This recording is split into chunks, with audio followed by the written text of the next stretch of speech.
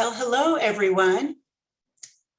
I am Lisa Feuchtbaum, Chief of the Program and Policy Branch at the Genetic Disease Screening Program, and I will be your host today. We are excited that so many of you have joined us.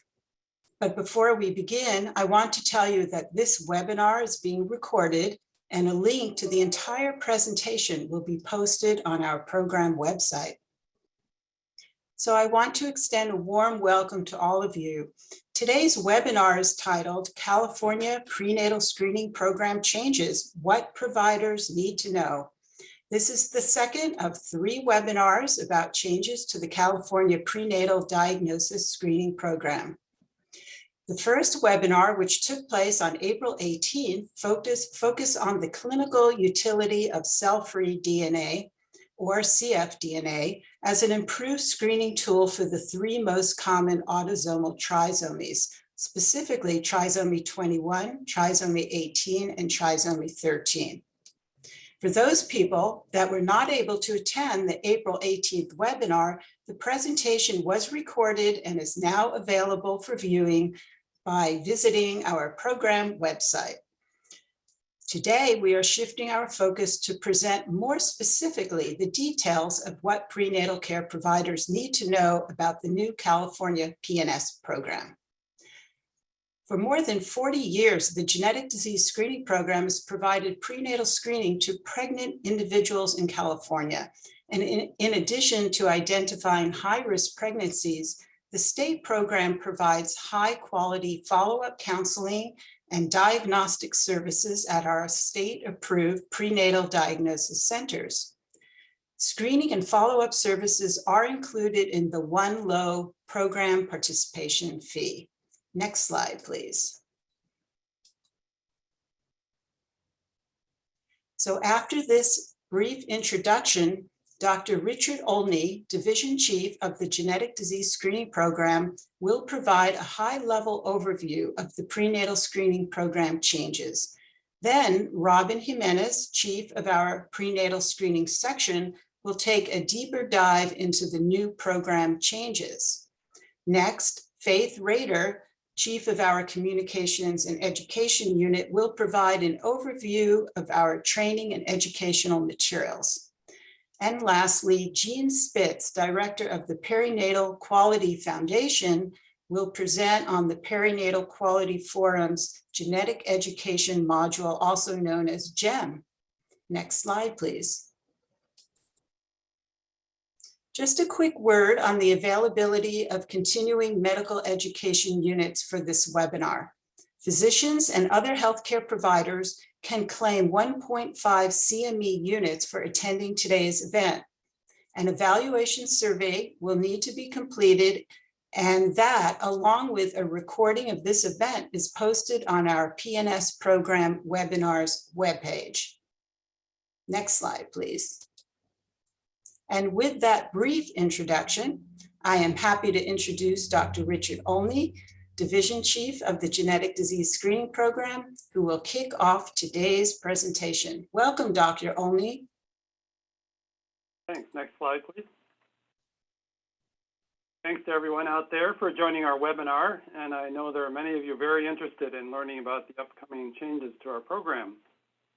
We're really excited to be making cell-free DNA screening available across the state as the California Prenatal Screening Program improves with the latest technology. I hope that many of you were able to see our first webinar that Dr. Feuchtbaum mentioned. We've also been sending out newsletters to many of you, including one via the U.S. Postal Service and the others electronically. If you're not already on our mailing list, please sign up soon. You can do so by visiting the link on this slide, which is tinyurl.com/GDSPonline. You can always also visit the PNS program website for up-to-date information.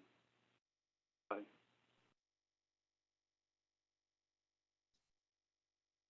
Our revised program involves 2 types of prenatal screening.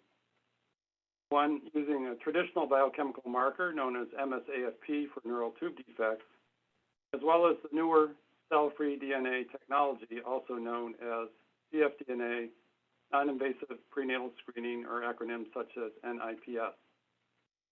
They have entirely different targets, and in the next two slides, we'll briefly summarize both.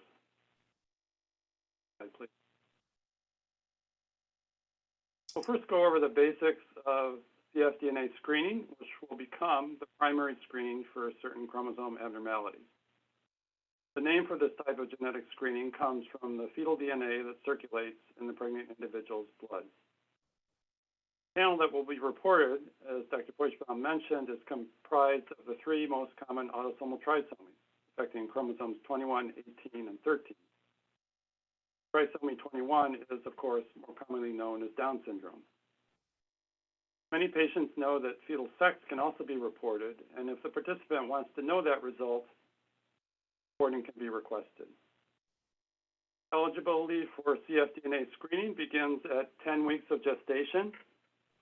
There are various other types of cfDNA screening that are not part of the PNS program, but providers can order them, of course. Dr. Jimenez will be speaking after me about the cfDNA laboratories that have contracts. Slide, please.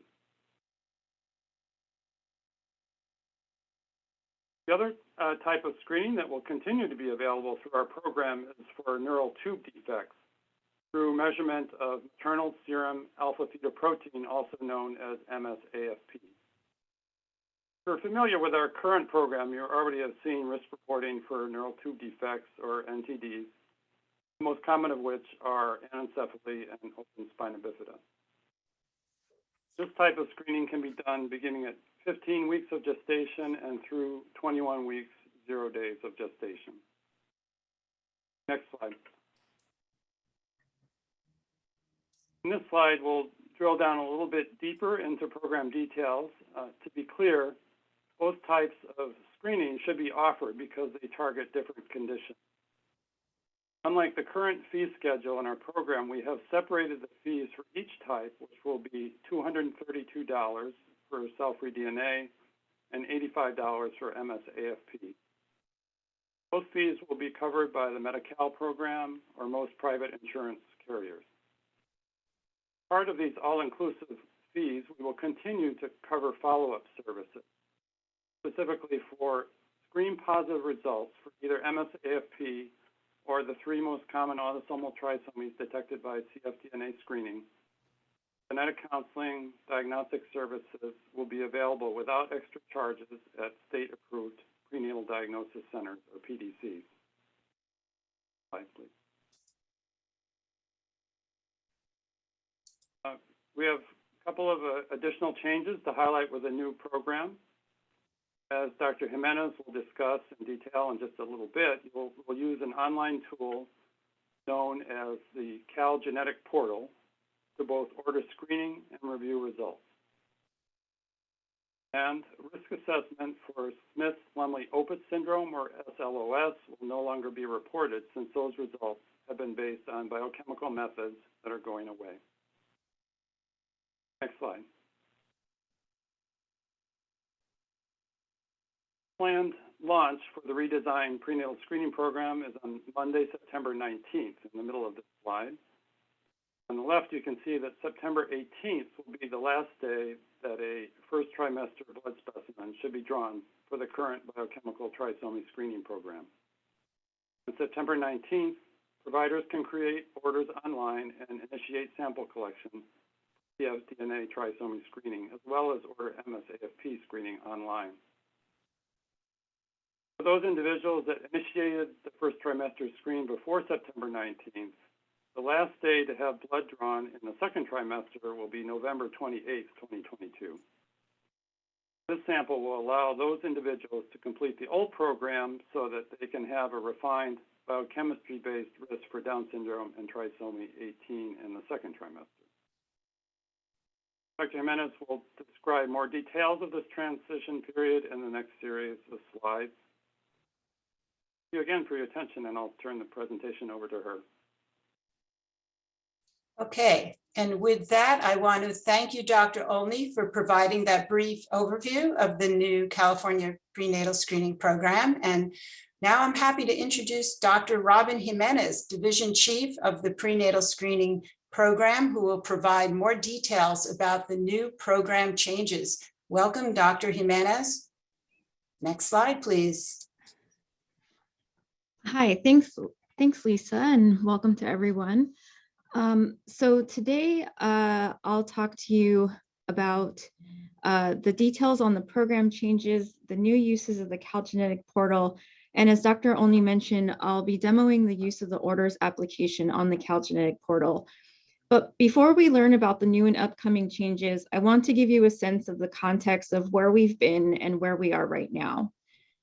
So on the current slide, we can take a look at the brief history of the California's Prenatal Screening Program.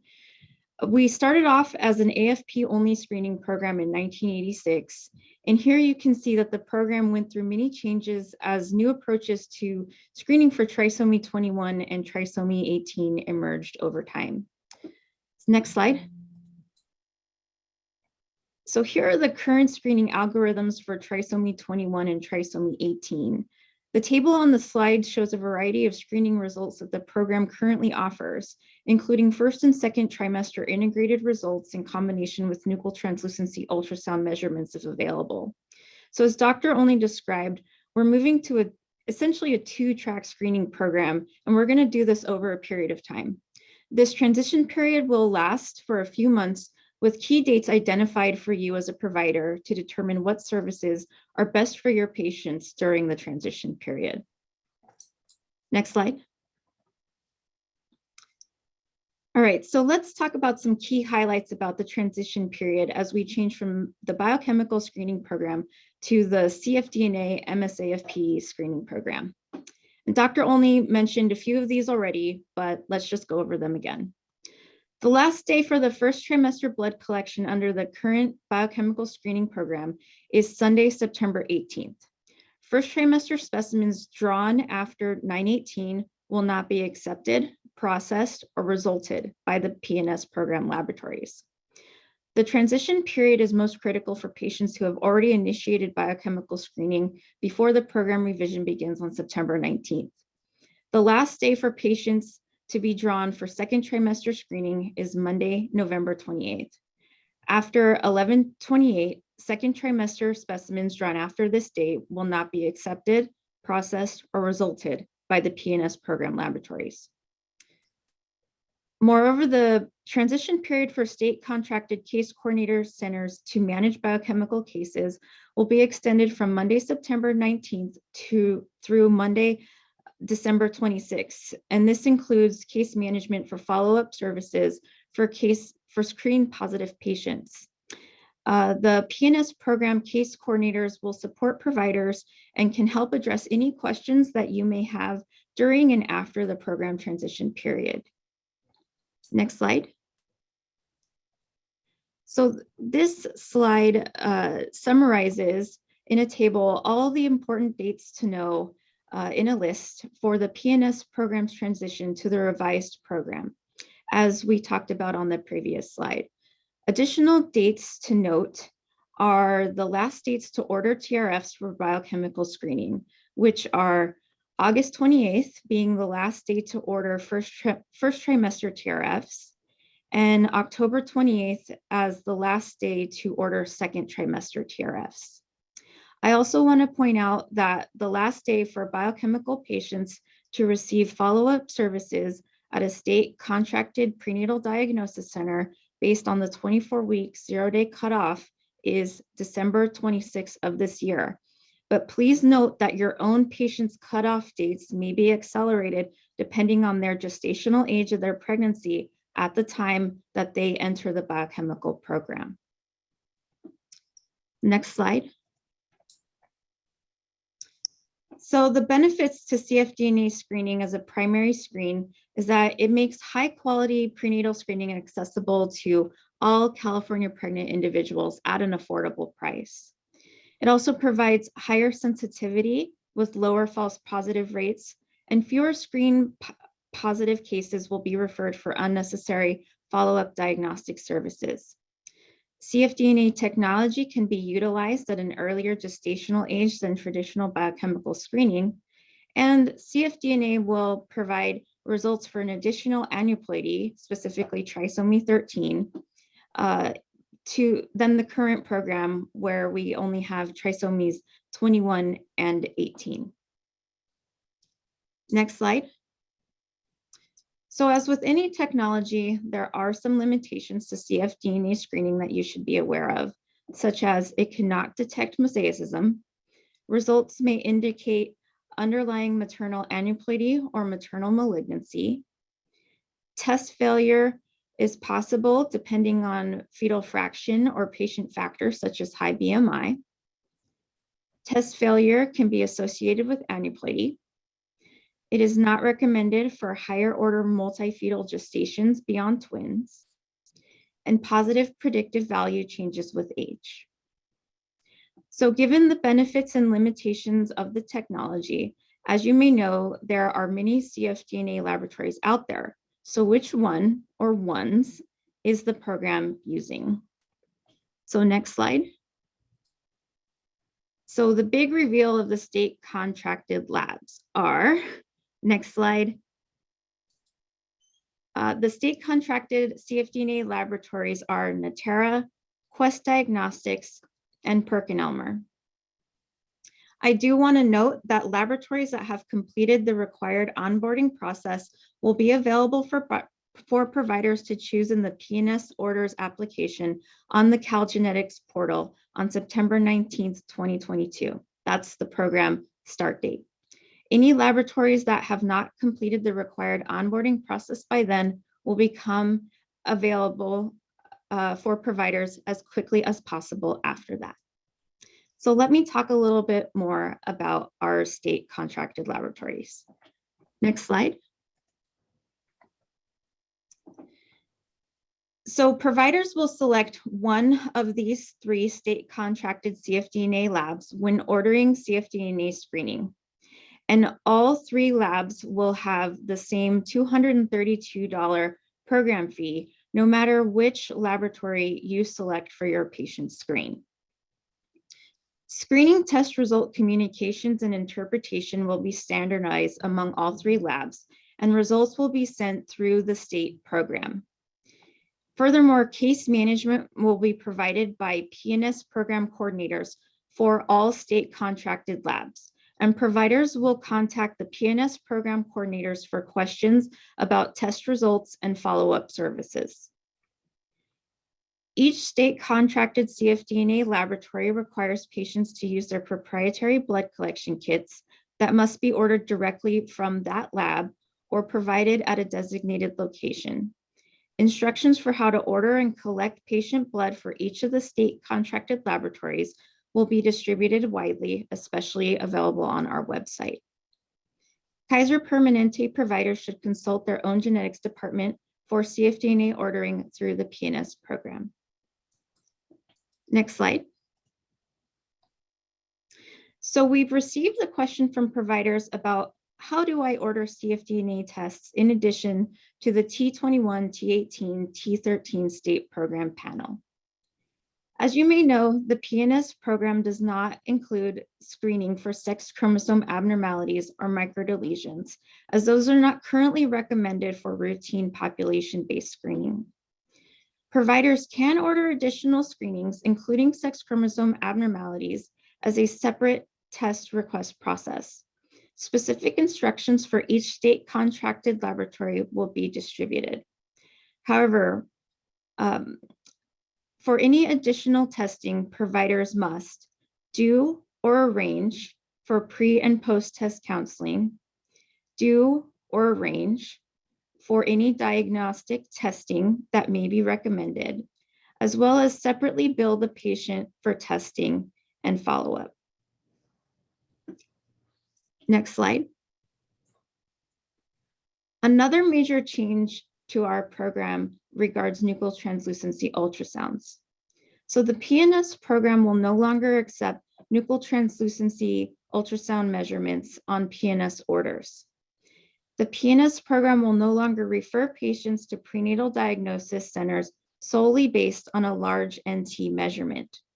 I do want to mention, though, if the patient is referred to prenatal diagnosis through the PNS program, large NT will continue to be an indication for microarray. And we do also want to remind providers that ACOG and ACMG guidelines recommend that patients with a 3.0 millimeter or larger NT measurement should be referred for prenatal diagnosis.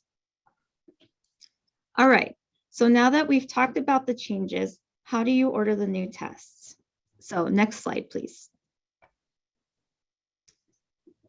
So you may be familiar with our current pre-printed test request forms, or TRFs. So the test request form will be replaced by placing orders online through the Calgenetic portal for both the cfDNA and Msafp screens. There will be backup fillable PDFs available on our website, which I'll talk about in a moment. But for now, let's focus on online ordering. So every successful online order submission will produce a downloadable confirmation page to be printed on PNS Program label stationery. The orders confirmation page will contain a consent form to be signed and dated by the patient or their representative. And this form is to be sent along with the specimen to the cfDNA or Msafp screening laboratory. The orders printed on the special label stationery, a little bit more about the stationery, will be provided by the program free of charge, and it is available now to order on our supplies ordering website. The label stationery is the size of standard white copy paper, so you can use any standard desktop inkjet or laser printer and print it out with black and white ink.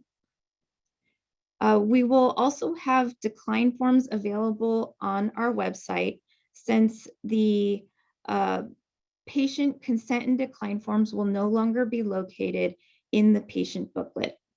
We do want to remind providers that the consent or decline forms should be filed in the patient's medical record. So let's take a look at that order confirmation page. So next slide. All right, so here is a picture of a consent and Msafp order confirmation form printed on the PNS program label stationery. The cfDNA order form will look exactly the same. So what's on this confirmation order form? So at the top of the form in the boxes is information that was entered for the order by the provider or their delegate on the Calgenetic portal for the patient's screening test. The second portion of the form contains the consent language for the test and to bill, as well as a place for the patient to sign. The third portion of the form contains an area for information about the blood draw station, as well as information about the blood collection date.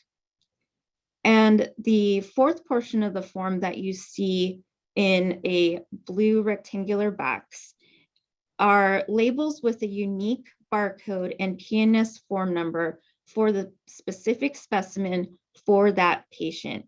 And these barcodes are actually printed on sticky labels that will peel off of this form. So next slide. So those sticky labels are to be put on various items, including the specimen collection tube, a copy of the insurance card, or any other paperwork that you wish to send along with the specimen to the cfDNA or Msafp screening laboratories. Next slide. As I mentioned, we will also have backup fillable PDFs available on our website. This one shown on the screen is the Msafp fillable form, and the cfDNA fillable form looks very similar to this.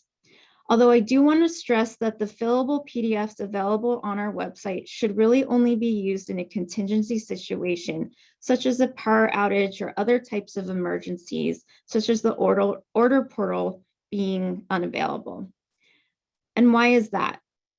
These forms are generic forms, meaning that they do not have an assigned PNS form number like our current pre-printed TRFs.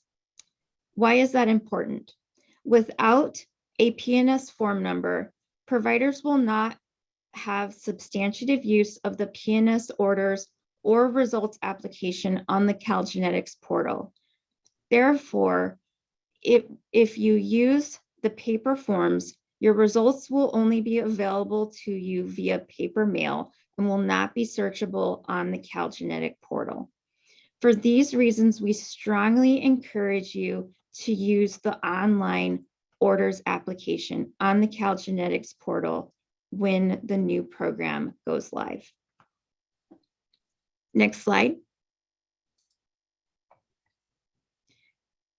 All right, so now that we've talked about the orders, how do you get this label stationery?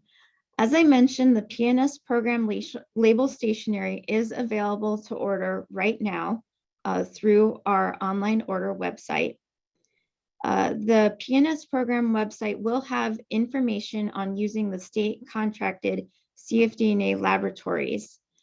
This information will include how to order blood collection supplies and kits from each cfDNA laboratory, where patients can be drawn for particular cfDNA tests, instructions for blood collection, including for those providers that may do blood collection in their clinic, as well as FAQs about each state contracted cfDNA laboratory.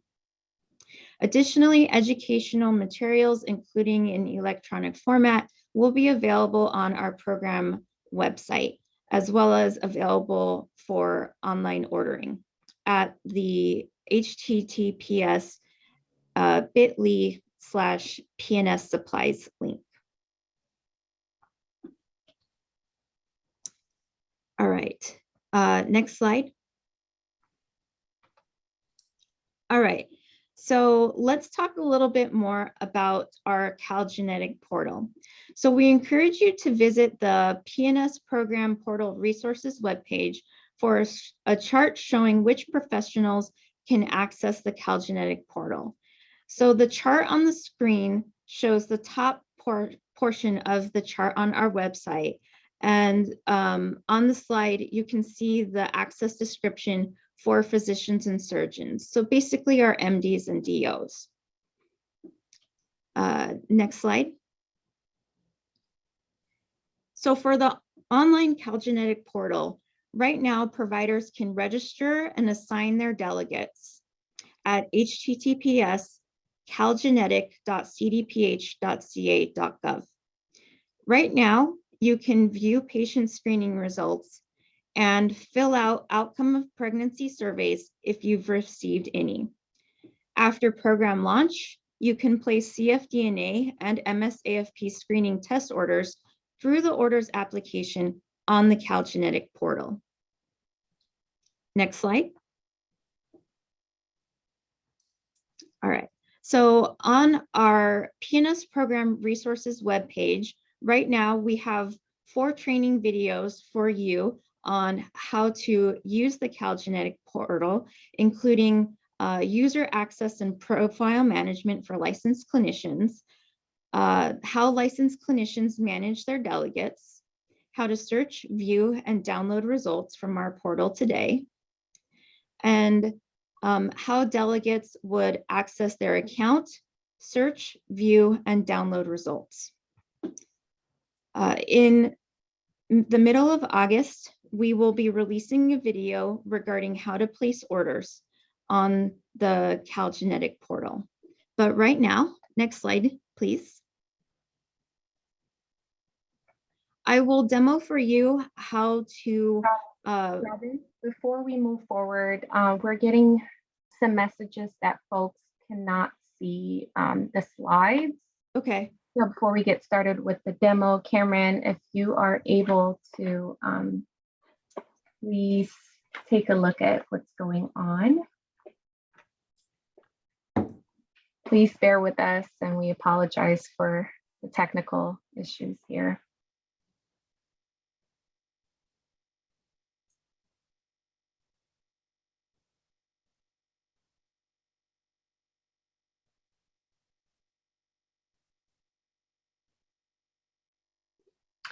If you are able to see the screen right now, it should say demo online Calgenetic portal. Please send a message in the chat letting us know that you're able to see them. See it?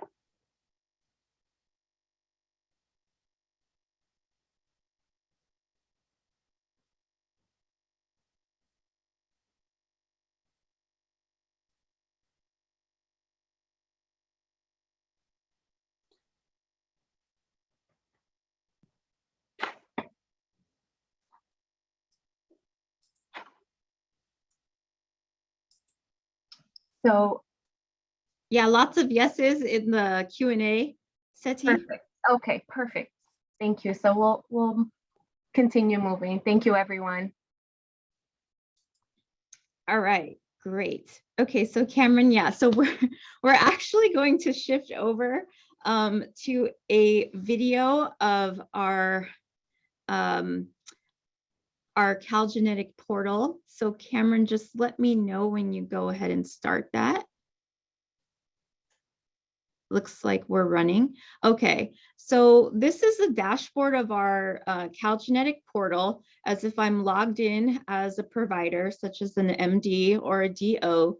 You see all the different tiles for our different applications on the orders portal, or sorry, on the Calgenetic portal. And one you can't see today is the PNS screening orders. You can see PNS screening results, which is clicked on now. And when you click on that, your license verification will be done by Department of Consumer Affairs. And I'm going to show you the My Profile page as if you were logging in for the first time. I'm seeing, hold on, Cameron. It looks like someone says the slides are gone again. Can you pause the video, Cameron, and make sure folks can see the video?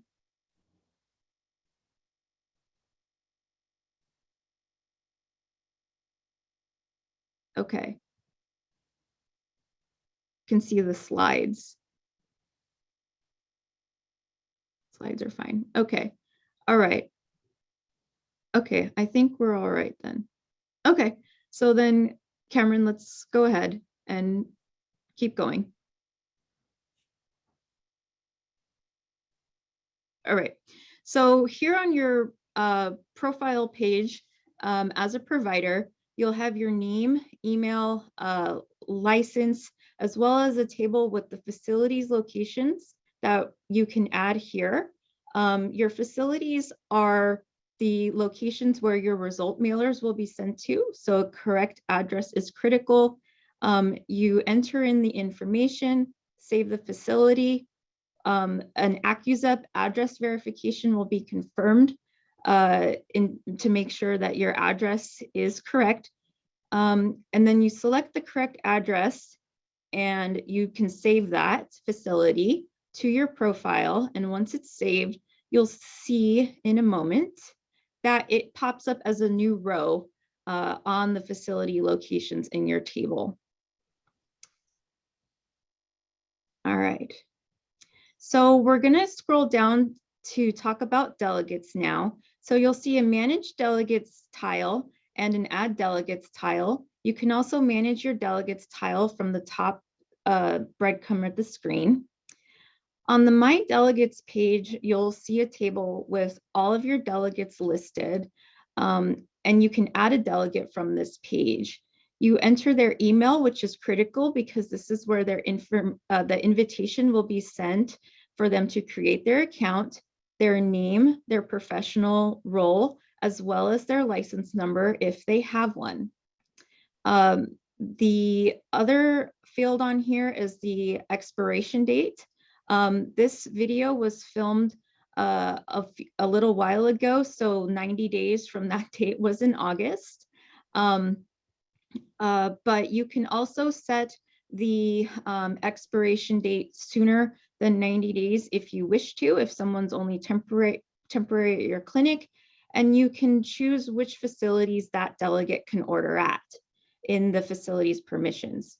You save that delegate and they will appear as a row in your delegates table. You can also sort this delegates table.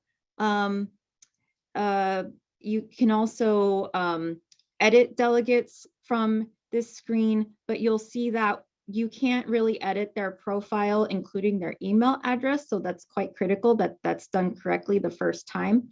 And then you can change their expiration date, including updating it and saving it to their profile. So you can see there that the expiration date was updated.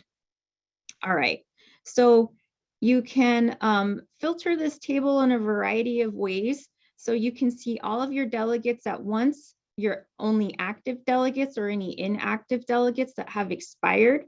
You can also view them by delegates assigned to specific facilities that they are designated to order at on your behalf. All right, so now we're actually going to place an order for the screen. So Cameron, please make sure that the video goes to single speed. And so this is the orders inventory page. This is where you'll see all of the submitted and draft orders. There's no limit to the number of delegates you can have. I saw that question come through. But on this page, this is where you will place a new order. So you'll see all of your orders here. Sorry, I see all of the questions popping up at the bottom there. So this table you can sort by the facility, date range, as well as status, but we're going to go ahead and create a new order by clicking on the new order button. The patient privacy and consent form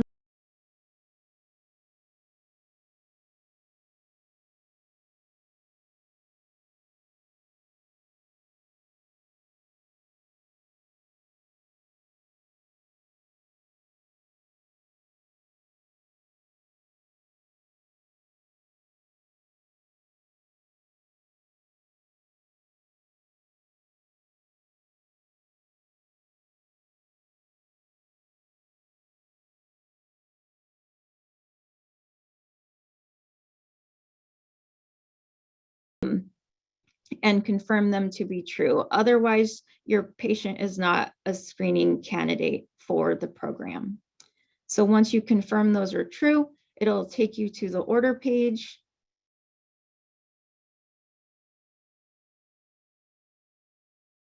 Your delegate will see your name here as well as your license number. The facility field will be populated by a drop-down list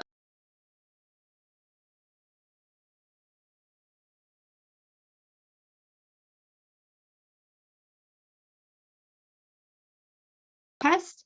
This is where you will see the selections of the different cfDNA laboratories that the provider can choose to order the cfDNA test if we're doing a cfDNA.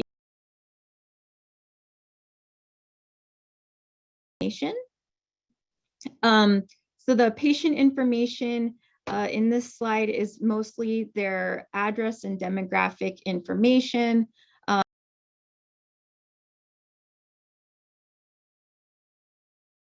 It'll be the provider's responsibility, although we will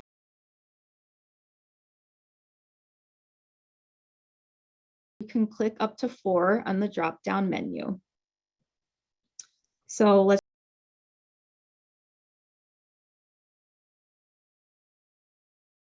patient information there.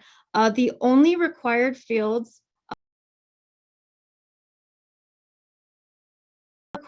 with an asterisk must be completed to submit.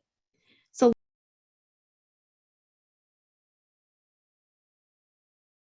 in which case you'll see the Medi-Cal field appear. You can bill to insurance,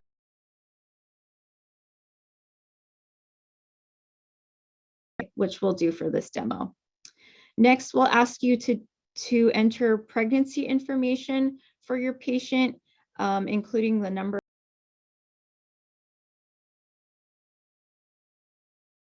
IVF or ovum donor used for this pregnancy, yes or no. If you click yes,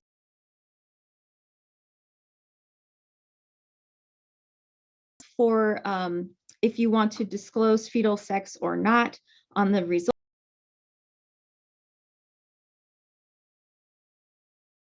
I'll actually show you how you can change that later.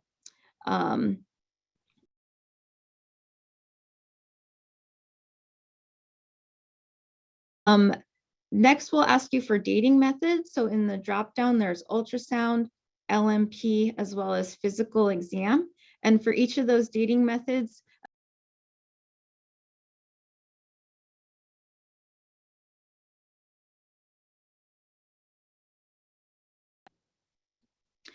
all right, and next is the form completed.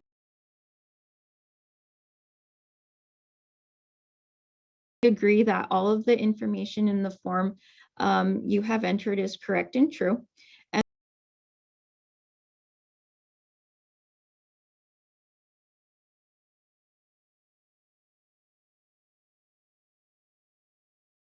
is submitted to the laboratory, it cannot be edited. So feel free to save your order as a draft until you're sure your patient is going, or you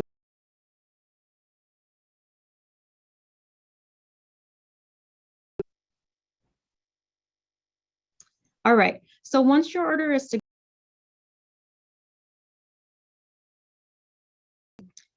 including some hyperlinks, which will take you to downloadable documents, blood draw instructions, which once you click on that hyperlink, a PDF and blood draw instructions for yourself, the draw station, as well as your patient. Electronic order and consent form. So this is that confirmation page I talked about earlier to be printed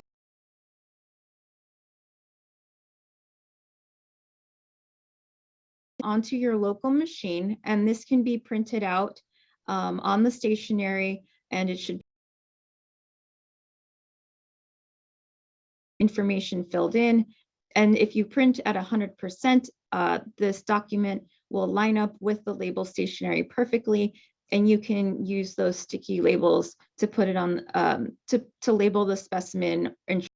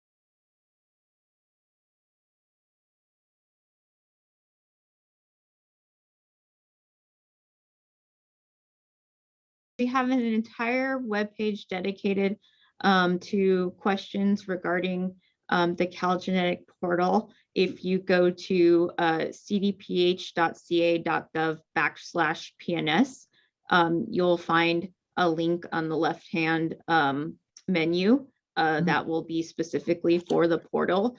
I'm seeing lots of questions about who can be a delegate, who can assign delegates, who can order. All of those questions are answered there in various charts, FAQs, and things like that.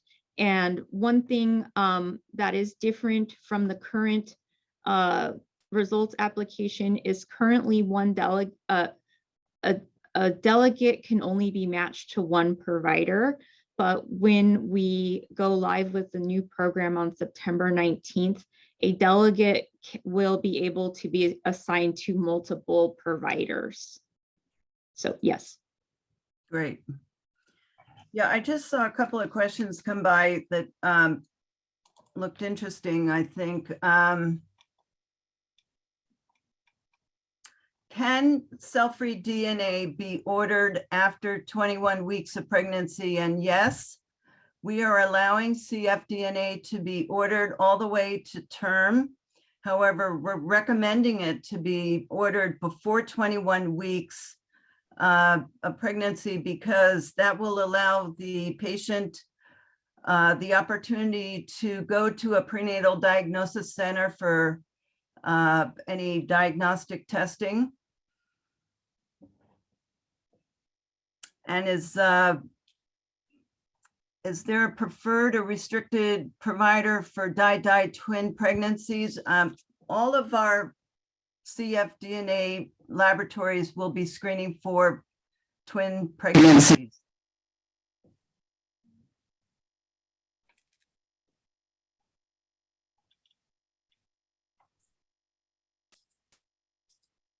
And we will be asking about IVF, whether or not the pregnancy was achieved through in vitro fertilization. That is on the order.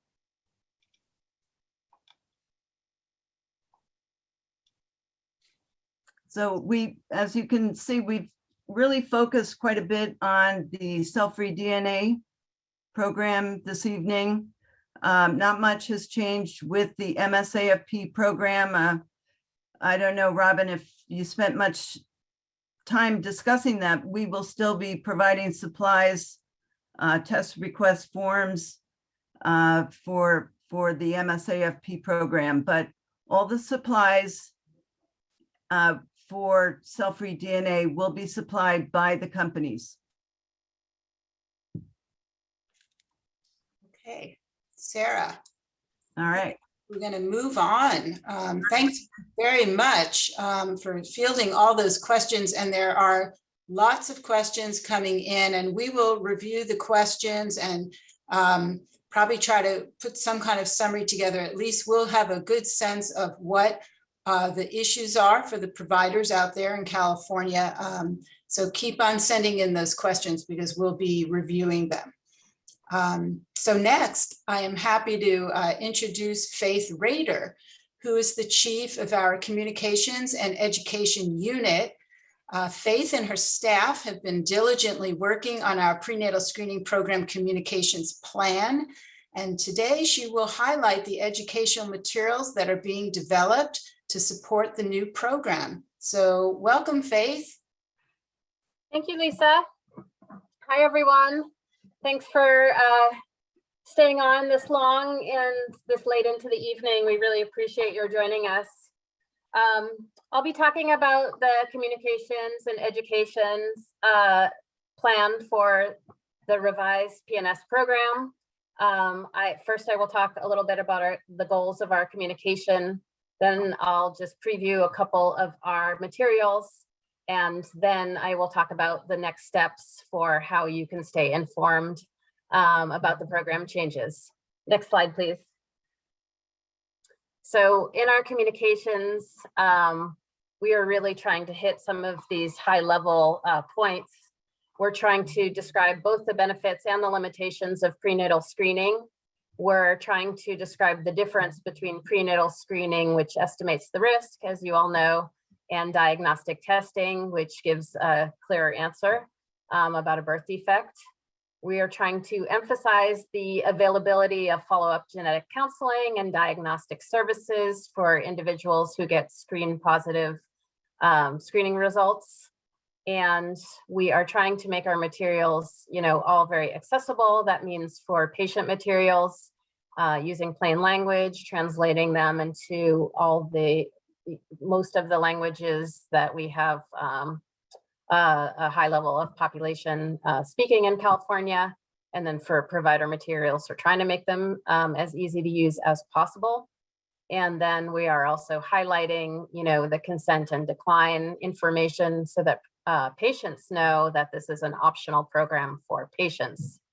And then there are forms that the patients need to sign, obviously, to confirm their choice to either confirm or decline participation in the program. Next slide, please.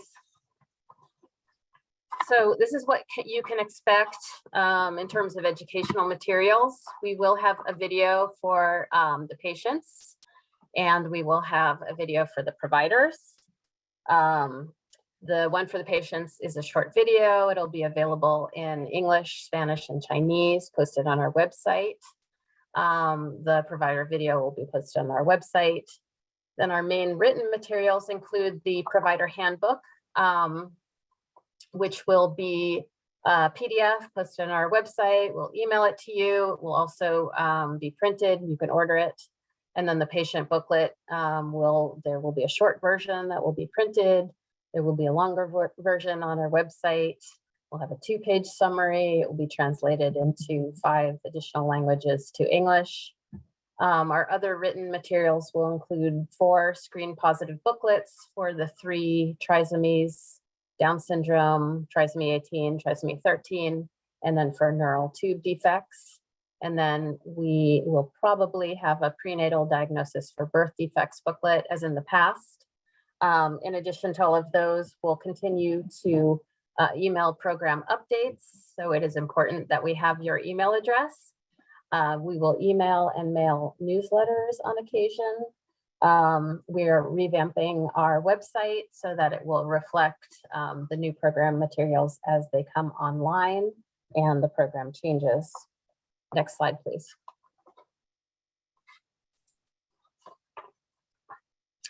So on screen is an image of what the provider handbook will look like. It will be posted online, as I said, and it will have appendices. We will likely email out a version of the provider handbook when it is complete, but not the appendices. The appendices will all be available online. So as you heard before, you can start ordering supplies like the provider handbook. Next slide, please. So on screen is an image of what the patient booklet will look like. As I said before, there will be a short and long version. You can order the printed short version to share with your patients. It will be available in 6 languages total, and the longer version will be available online only. Next slide, please. And on screen is an image of a couple and a provider from our patient video, which we are finalizing as we speak. And the patient video will be available in English, Spanish, and Chinese. And we can make a version available if providers want to show the video in their waiting rooms. We can get you a video with subtitles to show in a waiting room. So next slide, please. I believe that we are going to pause here and take a little poll. We wanted to ask you, whoops, well, you can see the first question. Anyway, we just wanted to get a sense of how you all plan to access and distribute materials. And so the first poll question is, how do you plan to access the prenatal screening provider handbook? And I believe that you can choose more than one option, either download PDF from website and save it for myself, download the PDF and share it with other providers, order printed copies for myself and or others, and I don't need to access or share it. So we'll just give it a sec because people are still voting.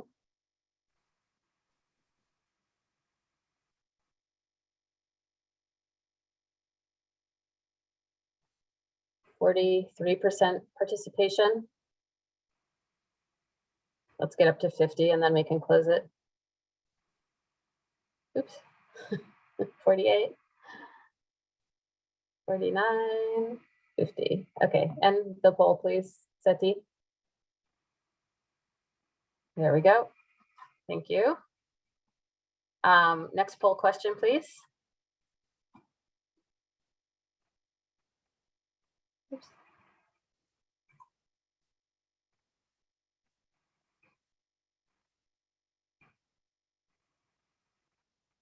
I don't know if I'm controlling this or someone else is controlling it. Okay, here's the next question. The prenatal screening patient booklet. How do you plan to access and share the prenatal screening patient booklet? This is a multiple choice question.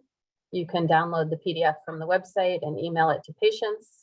You can download the PDF from the website and print it for patients. You can order printed copies to give to patients. You can share the URL for where it is posted on the website with patients, or I don't need to access or share it could be your answer.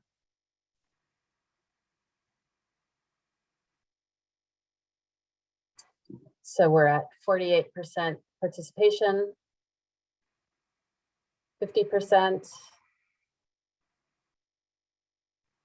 Please go ahead and, yep, there we go. We have closed voting. Thank you for that.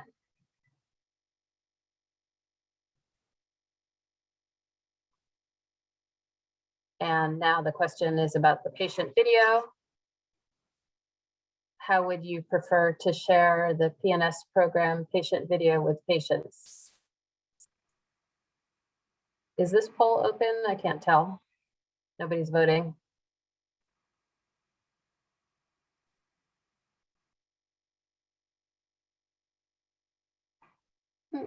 Yeah, we're not seeing the poll questions. Let me try again. Okay, sorry, well, just give us a sec. We got it. You can't see the poll. So I'll just read it for when it goes live. The patient video, we're wondering, how would you prefer to share the PNS program patient video with patients? Would you share the URL with patients through email? Would you share the URL with patients in person? Would you show the video to patients in person, or would you show the video in the waiting room? And it looks like we're still not able to. Sorry, we're having this here. Okay. Why don't we just skip this for now? We would like to know how you plan to share the patient video, if at all. But we will move on for now. All right, next slide, please.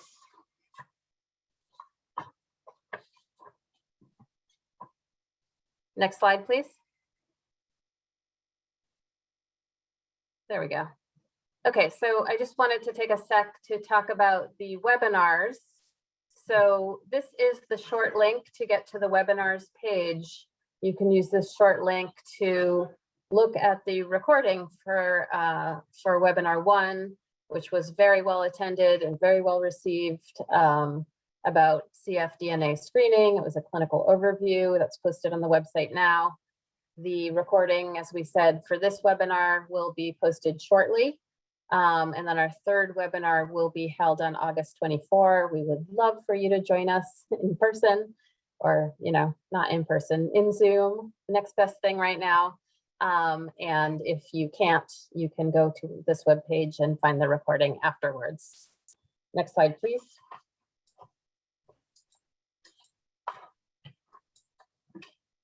So this is how you can stay in touch with us and on top of the program changes and the materials and information as we roll it out. As Dr. Olney said, we would love for you to sign up for our electronic newsletter, and this is the URL on the screen. It's the teenyurl.com/GDSP online. Please sign up if you have not already done so for the newsletter. If you signed up for this webinar, we will probably add your email to the newsletter distribution list, but you should share this URL with other folks in your office who could also benefit from hearing the program updates. And then I know we have kind of put a lot of URLs in front of you, a lot of links in front of you, but if you pay attention to only one link, I would like for it to be the next one, the PNS Program Information for Providers webpage. If you could go to that page, use this small URL, the bit.ly/PNS for Providers link, and bookmark that page. This is the page that we intend to have every bit of information that you might want to know linked to. So you can get to the Calgenetic portal, you can get to the portal resources page, you can get to the webinars page, you can get everywhere from this page, the information for providers webpage. So that really is the one that we would like for you to bookmark if you can and come back to. So Googling us doesn't work that well for a variety of reasons. So bookmark this PNS Program Information for Providers webpage, please. And then finally, we would like for you to sign up for our next webinar on August 24th. It will be very fun. We will do a little tour through the web pages and look at some educational and training materials together. And then finally, I know people are very eager to see the cfDNA company instructions, and those will be posted shortly on our website. And we will try to email them to all of you very soon as well. So just stay tuned for those. And I believe that is it for me. Thanks a lot for listening. Great then. Thanks so much, Faith. I want to mention that the final webinar on August 24th, as Faith was just saying, we'll hear much more about the educational provider training materials that have been developed for you. So now I am happy to introduce Jean Lee Spitz, who is our final speaker today, and she'll talk about the genetic education module, which is a valuable resource for prenatal care providers. Jean has been the staff director of the Perinatal Quality Foundation since 2007. Previously, she was the professor and chairman of the Department of Medical Imaging and Radiology Sciences at the University of Oklahoma Health Sciences Center College of Allied Health. In addition to her activities with the Perinatal Quality Foundation, she is well known as a sonographer, educator, the past president of the Society of Diagnostic Medical Sonographers, and past journal editor of the Journal of Diagnostic Medical Sonography, excuse me. And now she's current board member of the American Institute of Ultrasound in Medicine. So welcome, Jean. Thank you. Thank you for having me. I'm thrilled to be here to discuss the Perinatal Quality Genetic Education Program with you. Let me find my slides. Okay. The Perinatal Quality Foundation is a 501c3 nonprofit that was established in 2004. Its mission is to improve the quality of obstetrics by providing state-of-the-art education programs and to specifically aid the movement of new technologies and protocols into clinical practice. During our 18 years of existence, we have created 4 programs which have served over 35,000 participants to date. Many of you are familiar with the first program of the PQF, the NTQR. The NTQR program has been associated with the California Genetic Screening Program for many years. And though that particular partnership is ending, we are here to tell you about a new one. In 2012, we established the Cervical Length Education Program, and in 2013, the fetal monitoring credential. We have formed a new partnership with California specifically to share the GEM education modules. GEM is a web-based program that can be accessed on any desktop computer, smartphone, or tablets. Our objective for GEM was to provide pre-test education and common resources for clinicians, staff, and patients. Our vision was that we wanted patients to be able to walk into any office and ask questions of any staff member when thinking about choosing the prenatal genetic testing that was right for their family. GEM is unique. It provides videos, tools, glossaries, and records for education within a practice. We have formed a partnership with California. We will provide GEM at no cost to 500 providers. The GEM subscription will include providers, and 3.5 hours of CME will be available to each provider. You'll have unlimited access to GEM that you can share if you want in your office with patients and other staff members. They won't be able to create their own account, but you have unlimited access in your own account through December 31st and perhaps longer as needed as the program goes out. In order to register for the California subscription, you'll need to go to gem.perinatalquality.org. And on the upper right, you'll see a blue button that says register. And then at the bottom of the page, you'll see two little boxes with drawings of people in them. You'll click clinician provider on the first page. And then on the second page, you'll see a video that was made by Dr. Karen Callan talking about how she uses GEM within her practice. And then you'll click basically the same clinician provider box at the bottom of that second page. And then you'll agree to some legalese and fill out very short demographics. And when it asks for a practice site code, you'll put CDPH 1234.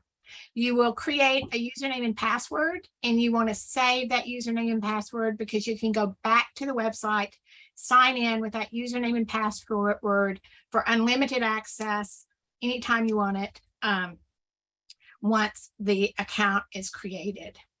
Now within that account, you'll see a step-by-step process through GEM. We encourage you to look at the provider content, which we'll talk a little bit about, view the course, and you can access the patient content and share it within your account with patients as you see fit. If you want it CME, you'll take the exam, pass the exam, and then you can get CME. The the video courses that are part of the CME, they're excellent courses. There's one on prenatal screening and diagnostic testing, including quite a bit of information about cell-free DNA by Dr. Ron Wapner. There is a lecture by Lorraine Dugoff on conditions detected by prenatal screening and testing.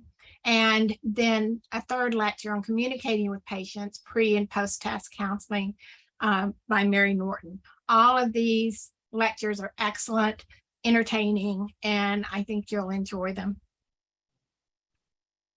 The provider module, which you'll have access to, has videos and narrative. It focuses on genetic testing, education, non-directive counseling, and how to handle abnormal results, when to refer for genetic counseling. Then we also have a carrier screening module that provides guides to choosing a panel and counseling couples. There are multiple videos throughout the modules. There's a video with either a physician or genetic counselor talking about each of the common prenatal genetic tests.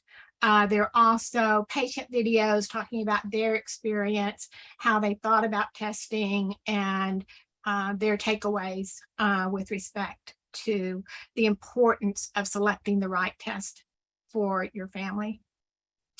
The patient module is very unique. It has tools, it has videos, it has short narratives on all of the different tests. Patients can go and learn about specific tests, including cell-free DNA. We have links to support groups. So for your patients that have positive tests, they can find resources, or you can find resources for them within JIM. It also has tools that are extremely popular with the patients. I'll show you a couple of them. And again, these can be shared. These are shared resources that you can use. The test detection tool, which you can see on your right, basically has all of the tests. And then when you click that color, it'll show you the sensitivity of that test for detecting congenital anomalies, heart defects, microdeletions, sex chromosomes, trisomy 21 or trisomy 18 or trisomy 13. So this, for patients that are concerned about a particular category of congenital anomaly or genetic risk, this actually does show them what tests have the greatest sensitivity for that particular category. Another tool that is very popular within practices is the decision tool. It's a series of 11 questions that help patients consider things that they may want to think about in deciding what type of testing is appropriate for them. The answers that a patient provides online with this test will point them towards screening, diagnostic, or no testing. If you share these questions with them outside and not online, it certainly gives them something to think about and may aid your discussions with patients. So the Perinatal Quality Foundation has served many of you already. We thank you for your support in the past, and we hope that you will enjoy access to JIM for the next couple of months or year. And I want to remind you again that you can access more information about it on the California website. The practice site code, when it asks for that, it's for the free California subscription. Your site code is CDPH 1234. And if you have difficulty, you can always email us at support@perinatalquality.org. So thank you very much for having me, and best wishes with the new program. Next slide, please.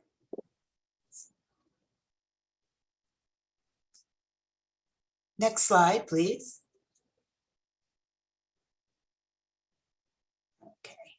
Just let's get to the end here. And I want to thank Jean very much for her presentation. I think it's a valuable resource. It's an opportunity for providers to get 3.5 CME units.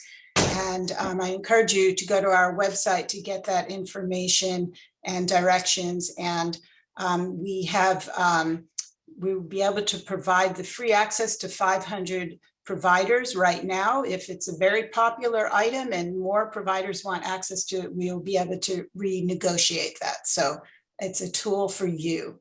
So before we close today, I want to remind you to please complete the evaluation survey online to receive the CME credits for today's event. A CME certificate will then be emailed to you. And again, this webinar is recorded. It will be posted on the PNS Program Webinars webpage at the URL indicated on the slide here. And I encourage you to share the link with people in your office or your colleagues, just to help us get the word out. And after you complete the survey for the CME units, we will, again, we'll be contacting you by email. Next slide, please. And I want to really thank everyone for attending the webinar today.